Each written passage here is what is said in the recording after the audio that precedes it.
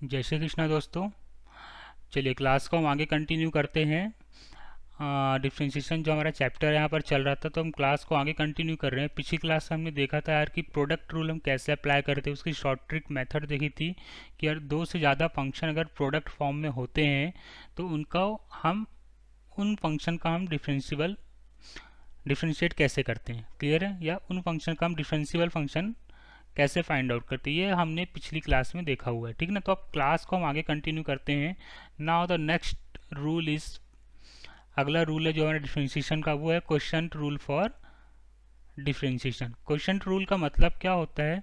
Question मतलब कि यार दो फंक्शन अगर डिवाइड के फॉर्म में आ रहे हैं, P x upon Q x के फॉर्म में आ रहे हैं, क्वेश्चन रूल मतलब क्या होता है कि वो फंक्शन कैसे आने चाहिए, P x upon Q x के फॉर्म में अगर वो, या पी एक्स अपॉन जी एक्स के फॉर्म में अगर वो फंक्शन आ गए, या एफ ऑफ एक्स या जी ऑफ एक्स, आप इसको चाहो तो अज्यूम कर लो, अगर फंक्शन कैसे आ गए, f of x upon g of x के फॉर्म में आ गए, मतलब दो फंक्शन आपस में कैसे हो रहे हैं, डिवाइड हो रहे हैं, क्लियर है।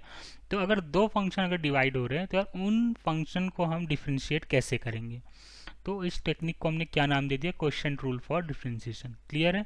अब इसकी जो डेफिनेशन बोलती है, वो डेफिनेशन क्या है कि हमारे पास एफ ऑफ एक्स और जी ऑफ एक्स दो डिफरेंशिएबल फंक्शन है, मतलब एफ ऑफ एक्स और जी ऑफ एक्स, क्लियर है। दो अगर वो फंक्शन कैसे हमारे पास डिफरेंशिएबल फंक्शन है जिसमें g of x not equal to zero होना चाहिए। क्यों भैया नॉट इक्वल टू जीरो चाहिए? यार हमने आपको पहले बोला फंक्शन कैसा होना चाहिए, एफ ऑफ एक्स और जी ऑफ एक्स के पी बाय क्यू के फॉर्म में आना चाहिए। तो अगर यहाँ पर जी ऑफ एक्स अगर जीरो हो जाता है, क्लियर, जी ऑफ एक्स कैसा हो जाता है, जीरो हो जाता है, तो यार फंक्शन कैसा हो जाएगा, नॉट डिफाइंड हो जाएगा। तो इसलिए फंक्शन नॉट डिफाइंड ना हो, तो हमने यहाँ पर कंडीशन क्या लिख दी, g of x not equal to zero. तो f of x upon g of x भी क्या होगा, डिफरेंशिएबल फंक्शन होगा। क्यों? जब एफ ऑफ एक्स और जी ऑफ एक्स दो डिफरेंशिएबल फंक्शन है जहाँ पर g of x not equal to zero के है, तो f of x upon g of x भी क्या होगा, डिफरेंशिएबल फंक्शन होगा। कैसे होगा, उसको हम रीड कैसे करेंगे, d upon d x f of x upon g of x का हमें क्या निकालना है, डिफरेंशिएशन निकालना है, क्लियर है। तो ये इस फॉर्मेट का लर्न करना है हमें, ये इसका फॉर्मूला होता है। कैसा फॉर्मूला होता है, जी ऑफ एक्स का होल स्क्वायर डिनोमिनेटर में, ठीक ना, जी ऑफ एक्स का होल स्क्वायर डिनोमिनेटर में, g of x differentiation of f of x minus f of x differentiation of g of x, clear है। अब इसको हम याद कैसे रखेंगे, सबसे बड़ा अप्रोच है हम फॉर्मूले को याद कैसे रखें, लर्न कैसे रखें। तो हमारी एक शॉर्ट ट्रिक टेक्निक है याद करने की, आप इस फॉर्मूले को हमारे टेक्निक के थ्रू आप याद कर सकते हैं। कैसे, देखो जैसे हमने प्रोडक्ट रूल याद किया था ना, first function differentiation of second function plus second function differentiation of first function, product rule हमने ऐसे याद किया हुआ है। तो उसी टेक्निक को कुछ हम यहाँ पर अप्लाई करेंगे। तो एफ ऑफ एक्स को मान लिया हमने क्या, फर्स्ट फंक्शन, और जी ऑफ एक्स को मान लिया हमने क्या, second function, clear. F of x को हमने क्या अज्यूम कर लिया, फर्स्ट फंक्शन, और जी ऑफ एक्स को हमने क्या अज्यूम कर लिया, सेकंड फंक्शन, ठीक है ना। ये लर्न करने की, मेमोराइज करने की टेक्निक है, ठीक है ना। तो कैसे करेंगे हम, देखो सेकेंड फंक्शन का होल स्क्वायर वाला पार्ट डिनोमिनेटर में आएगा, सेकेंड फंक्शन का होल स्क्वायर।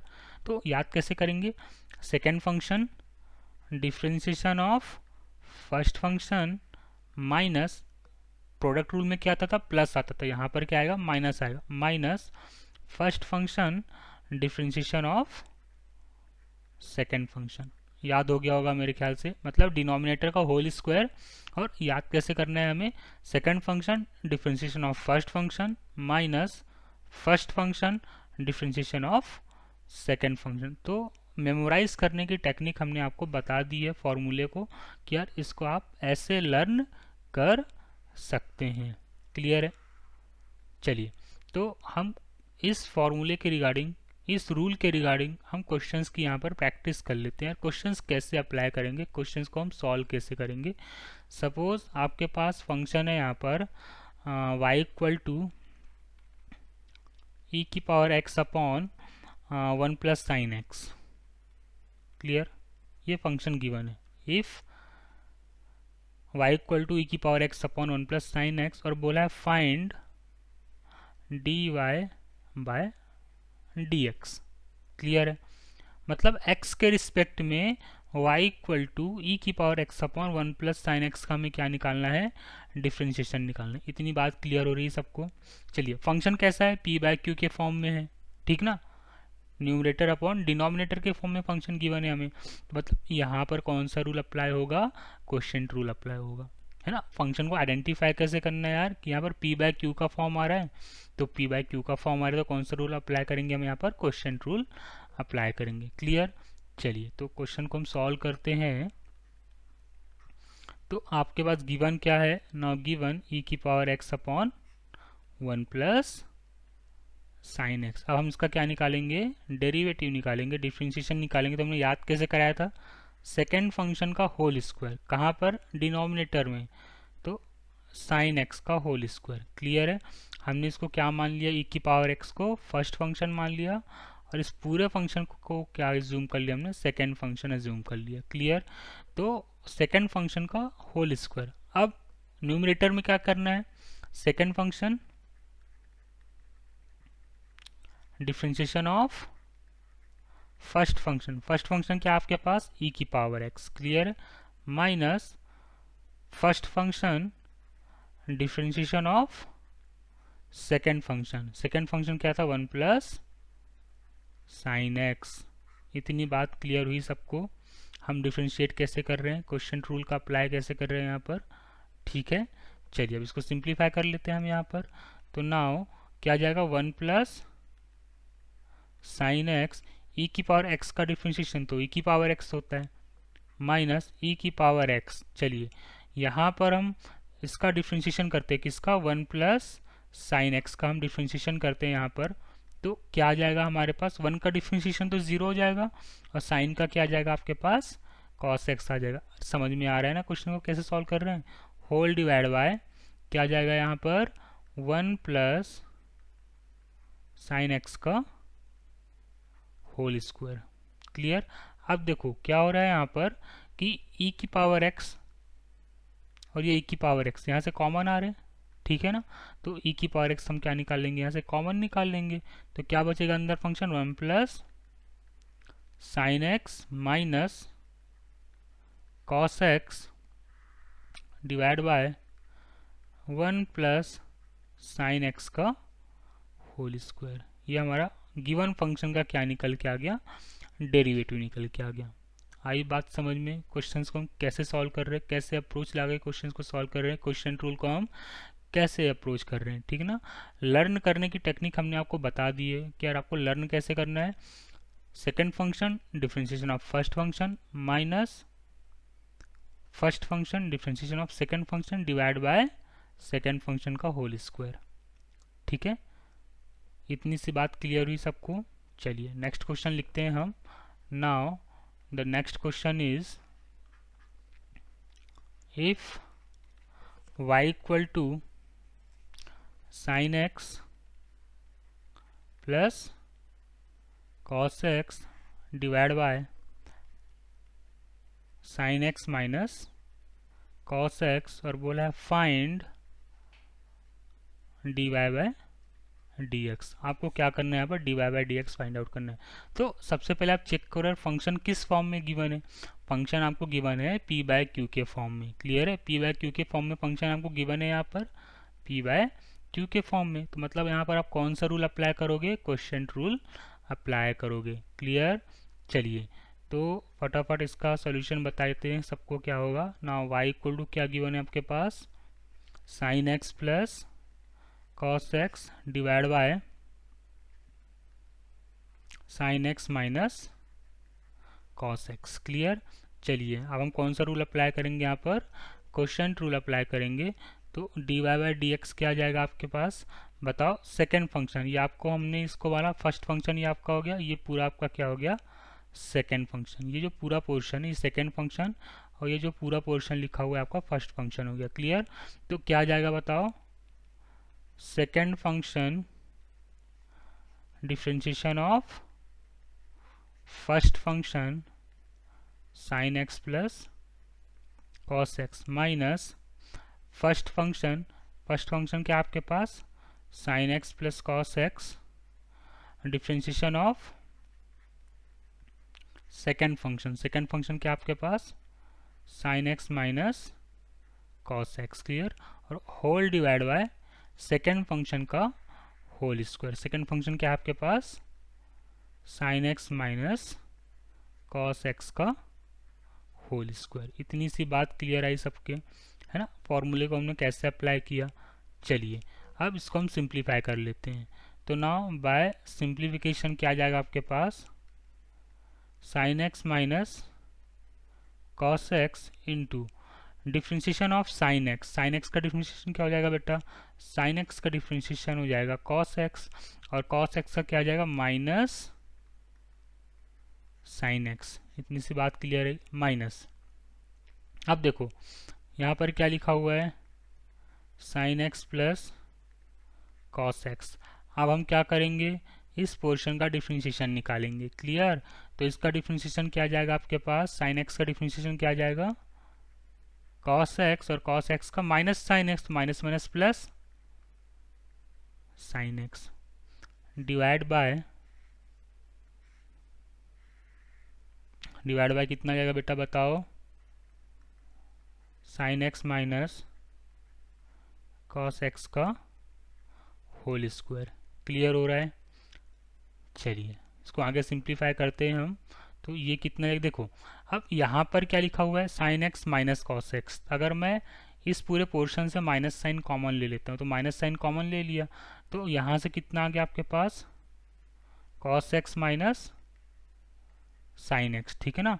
हमने क्या किया, यहाँ से माइनस साइन कॉमन ले लिया, तो माइनस साइन कॉमन लेने के बाद क्या आ गया, cos x minus sine x. अब देखो यहाँ पर already cos x minus sine x लिखा हुआ है, तो ये इसके होल स्क्वायर में कन्वर्ट हो जाएगा। क्लियर आ रही बात, माइनस।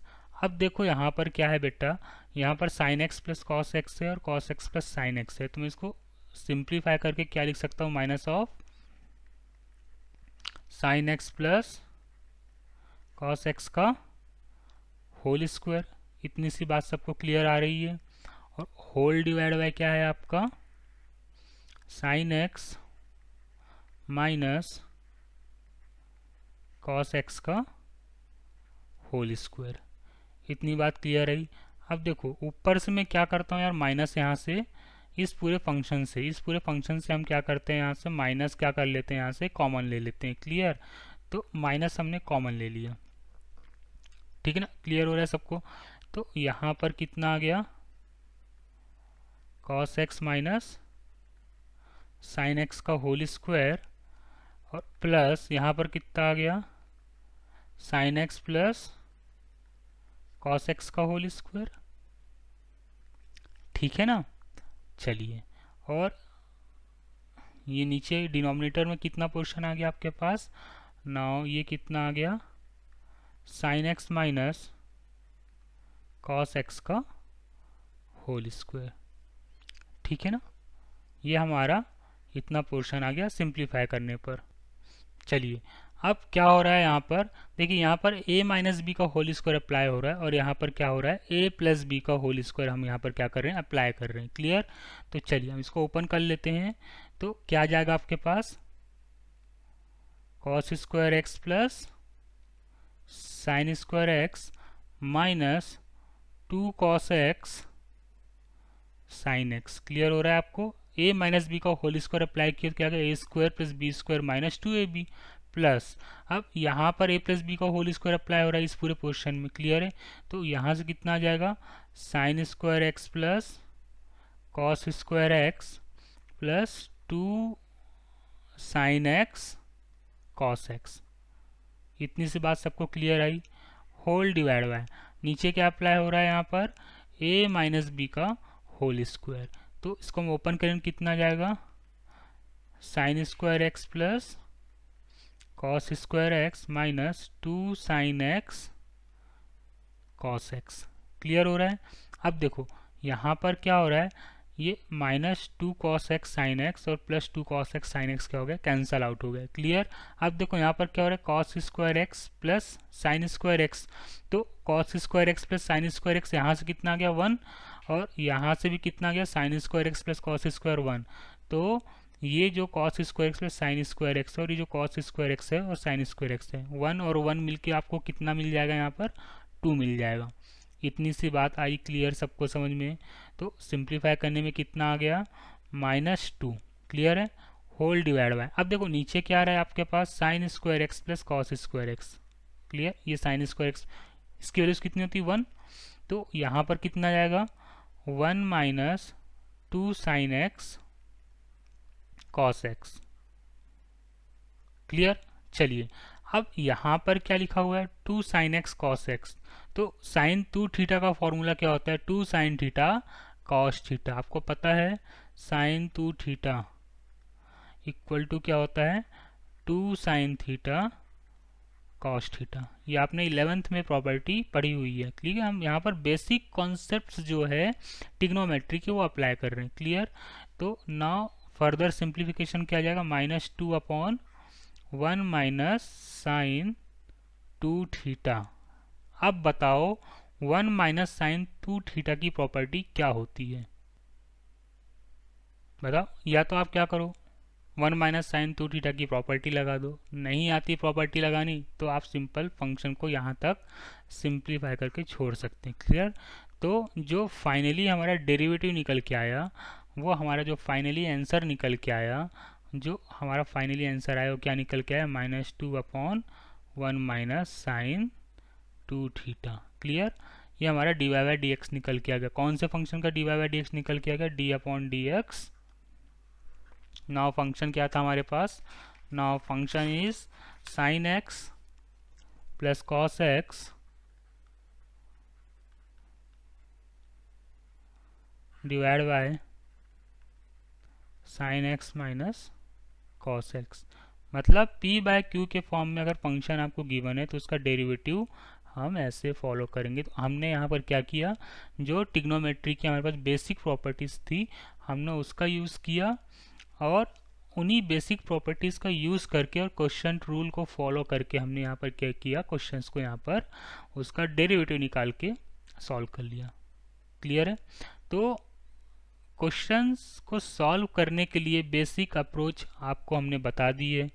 क्वेश्चंस को मेमोराइज कैसे करना है, लर्न कैसे करना है, फॉर्मूलेस को आइडेंटिफाई कैसे करना है, वो भी हमने आपको यहाँ पर बता दिया है ना। p/q का फंक्शन आएगा तो कौन सा फॉर्मूला अप्लाई होगा, प्रोडक्ट रूल आएगा, प्रोडक्ट रूल में हम कैसे फॉर्मूलेस को मेमोराइज किया था, हमने कैसे मेमोराइज करवाया था आपको, है ना। यहाँ पर भी हमने अगर क्वेश्चन फॉर्म में फॉर्मूला p/q के फॉर्म में आ गया तो इसको मेमोराइज करने की टेक्निक हमने आपको यहाँ पर बता दी। तो उन्हीं टेक्निक का फॉलो करके आपको क्वेश्चन को सॉल्व करना है।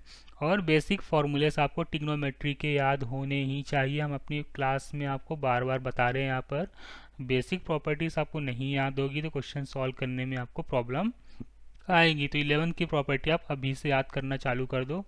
कैलकुलस का पोर्शन ख़त्म होते होते होते होते बहुत टाइम लगेगा, अभी कम से कम 2 महीने का चैप्टर है, 2 से 2.5 महीने का कैलकुलस वाला पार्ट। ठीक है, अगर कैलकुलस ख़त्म हो गया मतलब 80% मैथ्स आपके यहाँ पर फिनिश हो जाएगा।